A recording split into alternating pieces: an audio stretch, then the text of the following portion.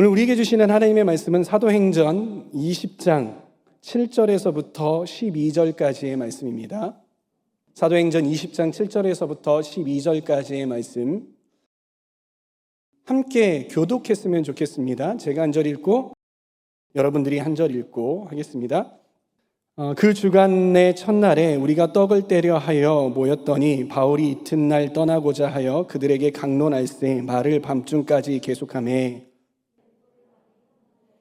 유두고라 하는 청년이 창에 걸터 앉아 있다가 깊이 졸더니 바울이 강론하기를 더 오래 하매 졸음을 이기지 못하여 3층에서 떨어지거늘 일으켜 보니 죽었는지라.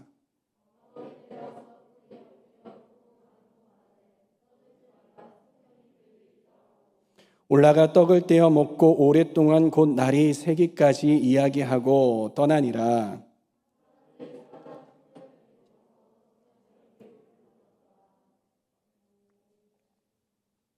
아멘. 이것은 하나님의 말씀입니다. 주일 저녁 드로아라는 항구 도시의 한 교회의 건물 3층. 다음 날이면 떠나는 사도 바울의 설교를 듣기 위해 평소보다도 더 많은 성도들이 교회에 모였습니다. 오늘 보면 언제 또 사도 바울을 볼 수 있을지 기약이 없습니다. 그 사도 바울의 얼굴을 더 또렷이 보기 위해 등불도 많이 켜두었습니다. 사도 바울도 몸은 피곤했지만 이 교회에 더 많은 은혜를 나누고 싶었습니다. 그래서 그런지 그날 설교는 평소보다도 더욱더 길어지고 있었습니다. 많은 사람들이 내뿜는 탁한 공기와 열기, 그리고 등불이 불완전 연소하며 내뿜는 연기, 이러한 것들이 공간을 가득 메우고 있었습니다. 그럼에도 불구하고 성도들은 숨을 죽이고 사도 바울의 말씀을 귀 기울여 듣고 있었죠. 그런데 그때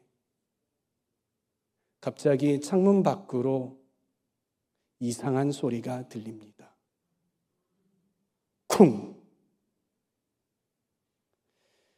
창문 주변에 있던 사람들이 일어나 창문 밖을 내다보며 떨리는 목소리로 말합니다. 사람이 떨어졌습니다. 유두고가 떨어졌습니다. 바스락거리는 소리조차 절제되어 있던 공간이 이내 시장판보다 더 요란스러워졌습니다. 리더들은 황급히 계단을 뛰어 내려갑니다. 누가는 의사입니다. 그는 모여있는 사람들을 해치고 유두고에게 다가갔습니다. 그리고 축 늘어진 유두고를 살펴봅니다. 호흡을 확인하기 위해서 귀를 코에다 가져다 대기도 하고 심장이 뛰고 있는지 맥을 짚어보기도 합니다. 그렇게 유두고를 이리저리 확인하던 누가는 창을 통해서 그 상황을 지켜보고 있던 사도 바울을 향해서 고개를 내저으며 말합니다. 죽었습니다. 이 청년 죽었습니다. 의사 누가의 이 사망 판정에 웅성거림, 흐느낌, 탄식 소리가 여기저기에서 터져 나옵니다.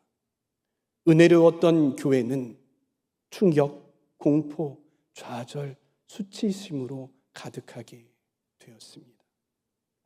예배의 장소가, 그 은혜스러웠던 예배의 장소가 한순간 장례식장으로 변해버린 것입니다.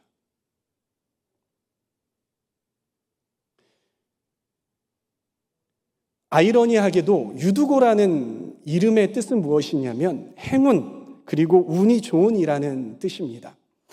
대개 노예나 그 사회의 하층민들이 쓰는 이름이에요. 우리나라 옛날에 보면 마당쇠야, 돌쇠야, 여러분 이거 아시나요? 네, 그와 같은 이름이 이 유두고라고 합니다. 이 이름에서 우리가 유추해 볼 수 있는 것은 무엇이냐면요, 이 유두고는요, 노동자로서 열심히 일해야만 살아갈 수 있는 청년이었다는 것입니다. 아마 이날도 몸을 써가면서 열심히 밖에서 일을 했을 거예요. 몸이 너무나도 피곤했겠죠. 너무나도 쉬고 싶었겠죠. 집에 들어가서 딱 샤워하고, 그렇죠? 그렇게 쉬고 싶었을 겁니다. 그런데 그날 뭐가 있었어요? 사도 바울이 말씀을 전한다고 하니까 그 은혜에 동참하고자 교회로 갔던 것이죠. 그리고 예배에 참석했던 것입니다. 잠을 깨우기 위해서였는지 앉을 자리가 없어서 그런지는 우리는 정확하게 알 수 없지만 이 유두고는 창틀에 앉았습니다. 근데 너무나도 피곤한 거죠. 안에서 나오는 그 공기와 연기 때문에 너무나도 피곤해서 잠이 들었던 거예요. 졸음을 이기지 못했어요. 그리고 순식간에 몸의 중심을 잃고 3층에서 저 밑으로 떨어져 버린 것입니다. 사랑하는 청년 여러분, 여러분이 이 사건을 보면서 어떻게 이 사건을 해석하시겠습니까? 여러분들이 이 사건, 이 유두고 이야기를 들으면서 들었던 주된 설교의 주제는 무엇입니까? 그리고 여러분은 이 설교를 들으면서 어떻게 적용하시겠습니까? 설교 시간에 자면 죽었겠습니까? 저는 이 청년 유두고를 보면서요, 어떤 마음이 들었냐면, 목사잖아요, 저는. 이 청년 유두고를 보면서 어떤 마음이 들었냐면, 참 딱하다, 긍휼하다라는 마음이 들었습니다. 왜냐하면 이 이야기가 남 이야기 같지 않았기 때문이에요. 이 이야기가 우리네들의 이야기 같았기 때문입니다. 여러분, N4 세대라고 들어보셨습니까? 그리고 88만 원 세대라고 들어보셨습니까? 네. N4 세대란요, 어려운 사회적 환경으로 인해서 취업이나 결혼 등 여러 가지를 포기해야 하는 세대를 뜻합니다. 3포 세대가 연애, 결혼, 출산을 포기해야 된답니다. 그리고 더 나아가서 5포 세대가 있답니다. 5포 세대는 뭐냐면 이 3포에서 내 집 마련, 인간관계를 포기한 게 5포 세대라고 합니다. 근데 거기에서 더 나가서 7포 세대라고 있습니다. 7포 세대는 뭐냐면 그 5포 세대에서요, 꿈과 희망까지 포기한 사람을 보고 7포 세대라고 합니다.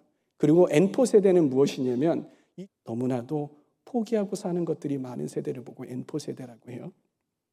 88만 원 세대 여러분들 뭔지 아세요? 88만 원 세대는 대학을 졸업한 후에도 비정규직으로 일하는 사람을 이야기한답니다. 그래서 이 비정규직으로 일하는 사람의 평균 임금이 88만 원이래요. 그래서 88만 원 세대라고 합니다.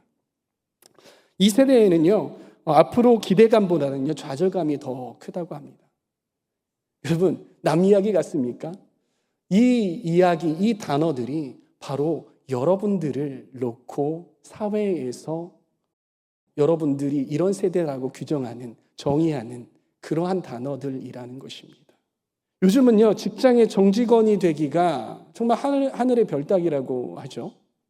대학교에 다니는 청년들은요, 아르바이트를 안 하면 용돈도 어디서 구할 방법이 없고요, 참 힘들게 지내더라고요.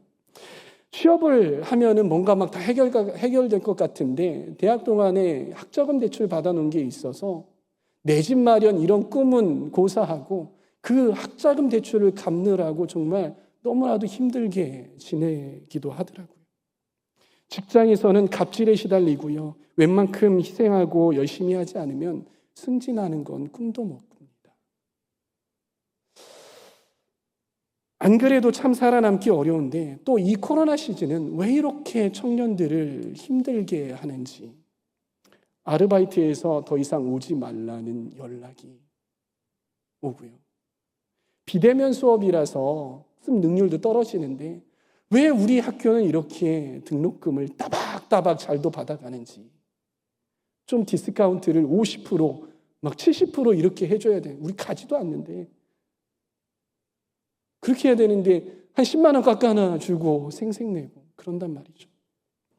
용돈을 모아서 구입했던 소중한 물건들을 정말 눈물을 머금고 팔아야 하는 그러한 일들을 우리가 겪고 있다는 것이, 이런 속을 모르는 어떤 사람들은요, 왜 이렇게 우리 청년들을 압박하고 청년들에게 스트레스 주는지, 일각에서 전문가라는 사람들은 이런 청년 세대, 다음 세대들을 바라보면서 자꾸 죽은 세대다, 희망이 없는 세대다, 어떻게 하냐? 위기다. 꼭 이렇게 자극적인 판정을 내리기 좋아한단 말입니다.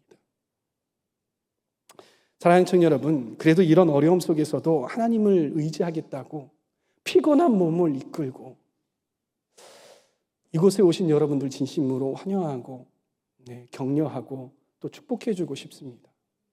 제가 왜 모르겠습니까, 여러분? 주일날 3시, 오후 3시 어떤 분들은 청년부의 임원이다, 또 찬양팀원이다, 교사다, 뭐다 해서 열심히 교회에서 하루 종일 있어야 되는 거예요. 1부 예배 드리고 또 2부 예배 또 드리고 3부 예배, 이 청년 예배까지 나와가지고 좀 쉬고 싶은 주일인데, 그렇죠? 그런데 이게 끝나면은 5시, 뭐 요즘은 코로나 때문에 셀 모임은 여기서 안 하지만 셀 모임까지 하면은 6시 집에 타박타박 들어가는 것이, 여러분들의 이 집을 가는 어떤 그 발걸음들이 얼마나 좀 쓸쓸한 그런 느낌이 들어요. 그렇게 열심히 신앙생활을 하려고 몸부림치는 여러분들의 모습을 보면서 참 축복해주고 싶습니다. 여러분, 청년 유두고도 그러지 않았을까요? 이렇게 힘겨운 삶을 살다가 교회에 와서 그렇게 졸고 그러지 않았을까요? 누군가는 이 청년을 보면서 이렇게 이야기할지 모릅니다. 왜 교회에 와서 정신 못 차리고 그것도 예배 시간에 설교에 집중하지 않느냐? 왜 생명과 같은 그 예배 시간에 좋으냐? 그러니까 죽지. 이런 이야기를 할지 모릅니다. 그러나 저는 과연 하나님께서도 이 청년 유두고를 바라보시면서 그렇게 생각하실까? 그렇게 여기실까? 생각을 해봤습니다. 근데 저에게 하나님께서 주시는 감동은 그게 아니었어요. 하나님의 마음은 이 청년 유두고를 긍휼히 여기셨다라는 것이, 이 청년 유두고를 너무나도 안타까워하셨다라는 것입니다. 여러분, 성경을 한번 거기를 보시면은요, 이 유두고가 나오는 그 문단이 있잖아요. 거기에서 보면 이 문단을요, 예배 시간에 자는 것을 경고하려면 어떻게 끝내야 되겠어요? 마지막에 사도 바울이 말씀 시간에 자는 것을 엄히 경고했더라. 그 뒤로 말씀 시간에 조는 자들이 없었더라. 이렇게 이야기를 마무리 지어야 하지 않았겠습니까? 그런데 오늘 본문은 그렇게 마무리를 짓고 있지 않다는 것이, 어떻게 말씀을 마무리하냐면 바로 위로라는 단어로 이 문단을 마침표를 찍고 있어요. 7절 한번 읽어볼까요? 시작. 사람들이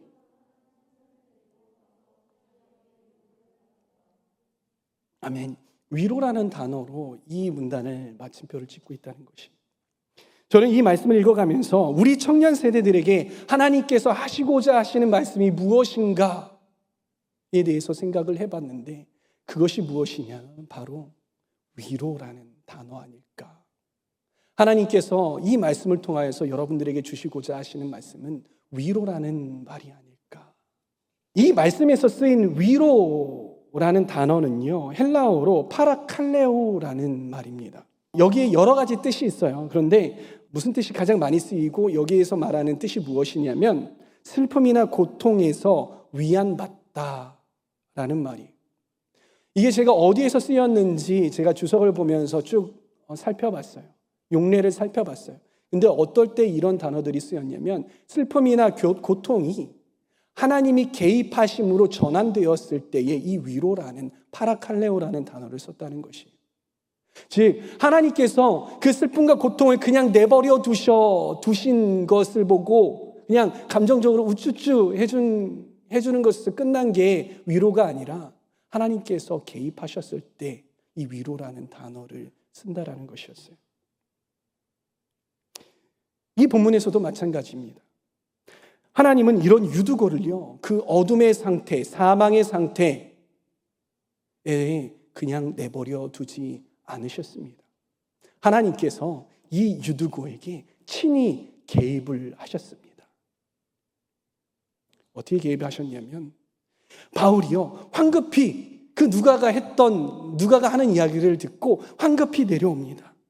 그리고 과감히 죽은 유두고 위에 엎드려 버립니다. 즉 시체 위에 엎드려 버려요. 그리고 엎드릴 뿐만이 아니라 그를 꼭 끌어안아 버렸습니다. 여러분, 시체 위에 엎드리는 행위, 이런 행위가 뭔가 어떻게 보면 좀 서정적으로 보일 수 있을지 몰라요. 사도 바울이 엎드렸더라, 꼭 안아줬더라, 죽은 그 유두고를 꼭 안아줬더라, 좀 서정적으로 보일 수 있을지 몰라요. 그런데 여러분, 이걸 잘 살펴보면은요, 당시 사람들에게는요, 특히 유대인들에게 있어서는 절대로 용납되지 않는 행위가 이 행위였어요. 왜냐고요? 왜냐하면 유대인들에게 있어서는 이 시체를 가까이 하거나 시체를 만지거나 하는 행위는 율법으로 금지가 되어 있는 행위예요. 부정해지는 행위예요. 저주받는 행위인 것입니다. 그래서 이 유대인들은요, 절대로 이 시체를 가까이 하지 않아요. 멀리 하려고 한단 말이에요. 부득이하게 시체에 닿기라도 한다면요, 자기가 부정해졌다, 자기가 이 저주받았다, 이런 것들 때문에 바로 정결 예식을 치러야 하는 것입니다. 그런데 오늘 이 사도 바울은 그와 정반대의 일을 하고 있는 것입니다. 시체를 멀리 하기는커녕 시체 위에 엎드리고 그를 안아버렸어요. 충격적이었겠죠. 그 주위에 모인 사람들이 그 사도 바울이 시체에 가서 엎드려서 그를 안고 있는 모습을 보고 정말 충격을 받았을 겁니다. 근데 여러분, 가만히 연상을 해보세요. 여러분들이 성경을 조금 읽은 사람들은 이 장면이 어딘가 조금 익숙하다고 느껴질 거예요. 엘리야와 엘리사가 죽은 소년, 각각 그 죽은 소년 위에 엎드림으로 죽은 소년들을 살려낸 것들 우리가 볼 수 있죠, 구약에서. 자기 자신이 저주를 받고 죽은 자를 살려내기 위해서 희생하는 행위의 어떠한 상징인 것이죠. 여러분, 이 모습, 이 패러다임 또 어디에서 많이 보지 않았습니까? 어디와 연결된다고 느껴지지 않습니까? 자기 자신이 저주를 받고 죽은 자를 살리기 위해 희생하는 모습. 어디예요? 누구예요? 맞습니다. 예수님. 우리를 살리려고 저주를 받고 십자가에 죽으시면서 희생하신 예수님. 이 예수님과 이 모습이 연결된다는 것이에요. 이 본문을 가만히 읽어보십시오. 표면적으로는 예수님의 이름이 나와 있지 않아요. 예수님께서 역사하셨더라, 성령님께서 역사하셨더라라는 것들을 우리가 읽어낼 수는 없어요. 그러나 우리가 이 말씀을 가만히 읽어보면은요, 사도 바울을 통해서 일하시는 예수님의 모습을 우리는 너무나도 명확히 발견할 수 있는 것입니다. 사랑하는 청년 여러분, 혹시 수많은 좌절과 번뇌와 우울감과 그리고 상처들로 인해 혹시 힘들어하고 계신 분 계시나요? 사는 게 사는 것 같지 않은 그러한 상태에 계시지는 않습니까? 다시 일어나서 도전하기에는 내가 너무나도 피곤하고 너무나도 지쳐 있지는 않습니까? 주위 사람들이 그런 여러분들을 보고 탄식하며 아유, 쟤는 언제? 쟤는 제대로 살아갈 수나 있을까? 쟤 안 되겠어. 이렇게 판정 내리며 수군거리고 있지는 않습니까?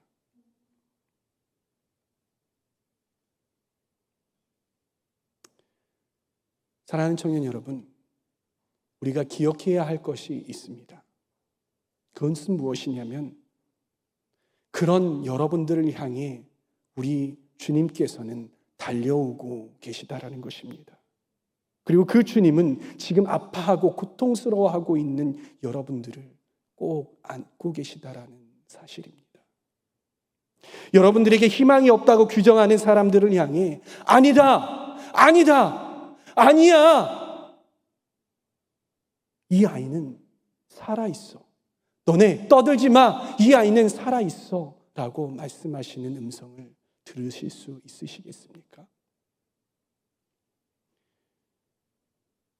죽은 나사로에게 주님이 나사로야 나 오너라 라고 외치셨을 때에 그가 살아났던 것처럼 주님은 여러분에게 오늘 이 시간 말씀하고 계십니다.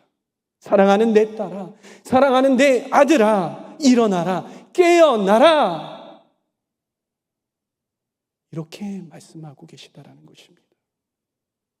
사랑하는 청년 여러분, 여러분들 향해 이렇게 선포하고 계시는 우리 예수님의 음성을 귀 기울여서 귀를 열고 들으시기 바랍니다. 그리고 눈을 들어 그 예수님을 바라보시기 바랍니다. 그리고 온 마음 다해 그 예수님을 의지하시기 바랍니다.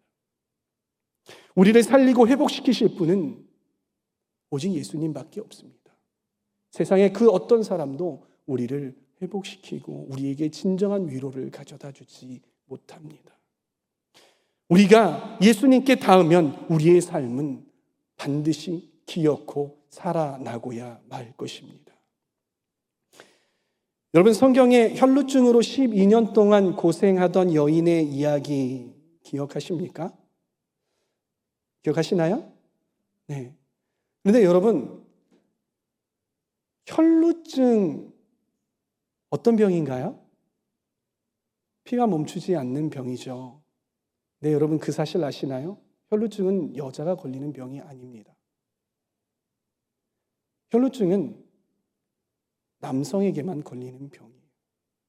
여러분들 인터넷 잘 찾아보세요. 혈루증은 여성에게 걸리는 병이 아니에요. 이 당시에도 그 혈루병이라는 병에 걸렸다면 어떤 눈으로 바라볼까요? 저주받았어. 아이고, 얼마나 큰 죄가 있길래 저 혈루병에 걸리지? 이런 눈으로 바라봤다는 거예요. 그런데 이 병 누구한테 걸린다고 했어요? 남성에게 걸리는 병인데 여성이 그 병에 걸렸어요.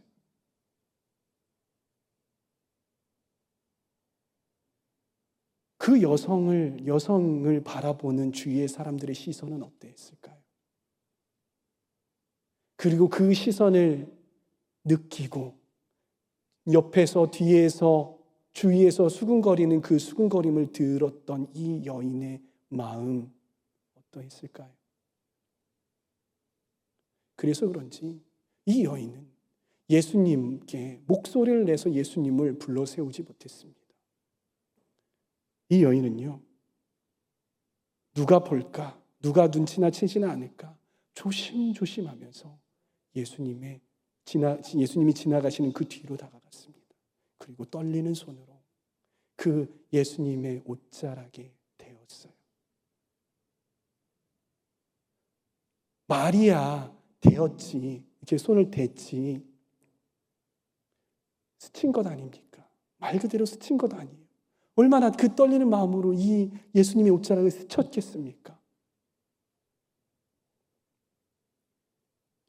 그런데 이 여인이 어떻게 되었습니까? 이 여인이 어떻게 됐습니까?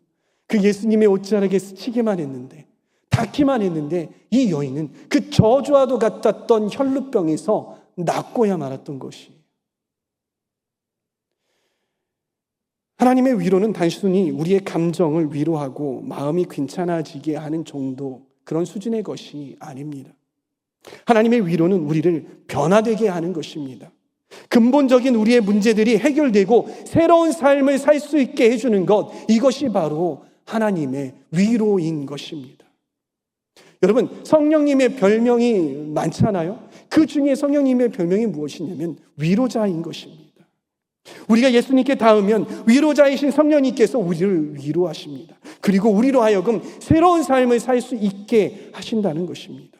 그래서 우리가 주님과 닿기만 한다면 우리의 삶은 180도 바뀌어지게 될 것입니다. 아니, 그렇게 될 수밖에 없습니다.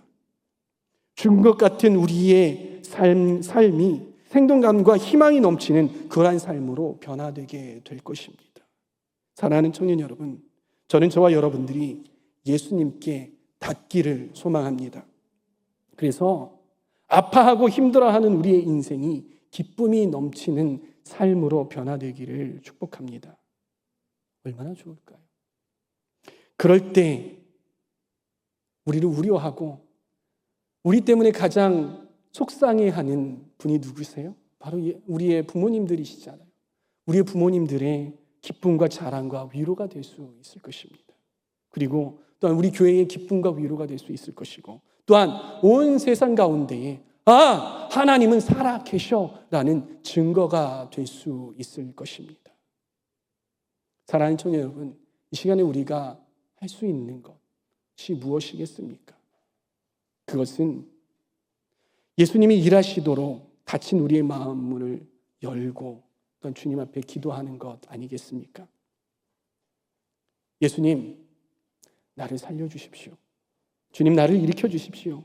이 시간에 죽은 나사로에게 말씀하셨던 것처럼 일어나라고, 깨어나라고 저에게 말씀만 해주십시오. 그러면 제가 살겠습니다. 성령님, 지금 이 시간에 저에게 와주시고 저를 만져주시고 저로 하여금 새로운 삶을 살 수 있도록 주님 도와주십시오. 주님, 성경에 보면 주님을 만나고 주님과 닿은 사람들은 하나같이 다 변하고 하나같이 다 낫고 하나같이 다 문제가 해결되었습니다. 그러한 기적이 오늘 이 시간 내가 주님과 닿음으로 인하여서 있기를 소망합니다. 주님 믿습니다. 그렇게 함께 기도했으면 좋겠습니다.